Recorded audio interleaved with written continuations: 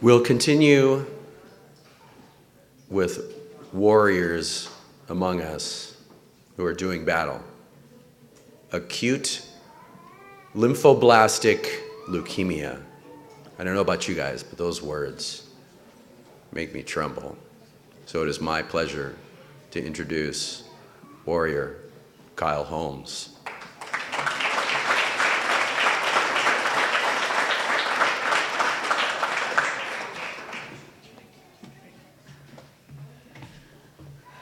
Hello, everyone. First, I want to thank all those who have come out. You guys are awesome. I appreciate the support. Phil for putting this on, and my other friend Chad for taking the pictures and doing the canSURVIVE. Like he said, my name's Kyle Holmes. I was diagnosed with acute lymphoblastic or acute lymphocytic leukemia in 2006.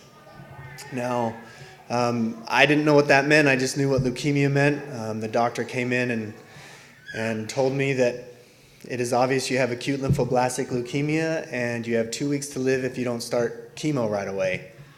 And so everything froze for me at that moment.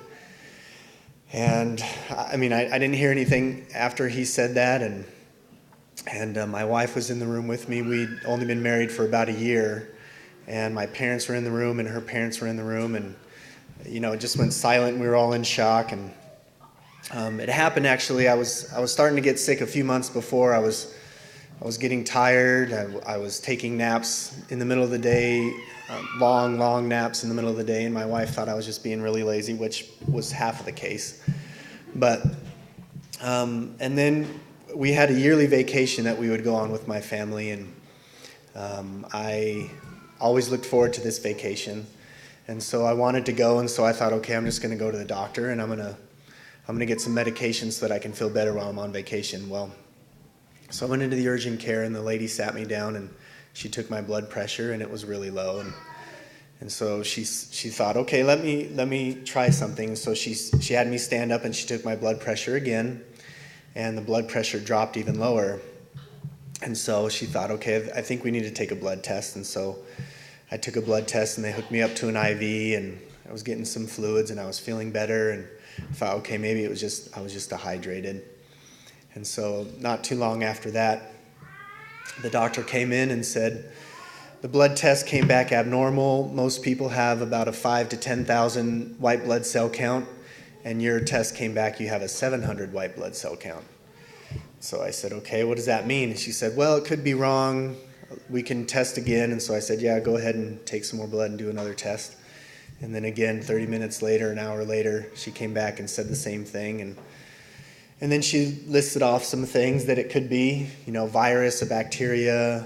Cancer was one of them, but to be honest, I wasn't too worried about that. I was 23 at the time. I was really healthy, and so I didn't really think that was going to be the problem. And so They admitted me, and I really didn't want to, but I thought it was probably wise because she mentioned to me that I could potentially die if I didn't get admitted, because any little thing could kill me because I didn't have an immune system. So I decided to stay, and they ran some more tests, transferred me over to the oncology unit in the hospital, and the doctor said those words. And so I was actually treated by a pediatric oncologist, and I had treatment for 3.5 years. I had chemotherapy for 3.5 years every day.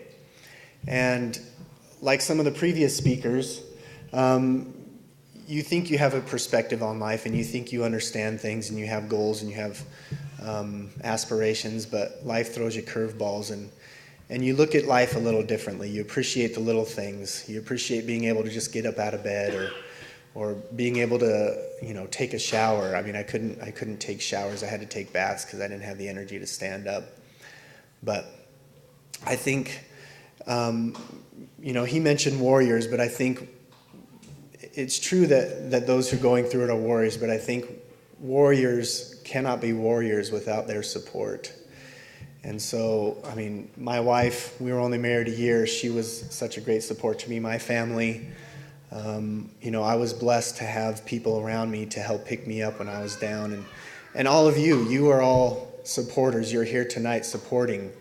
And even though some of us are far removed, I was cleared in 2012, and so some of us are far removed, but we still need the support. We still have our days, and so it's very nice to have you guys here to support, and we do really appreciate it. We might not say it often, but we do appreciate the support. And so I thought I'd share that with you. Again, thank you everyone for coming out and supporting. It's very overwhelming to see all the great friendly faces here to support those of us who have traveled down that road that we didn't want to travel on, but we have you here to support us, and I appreciate it. Thank you.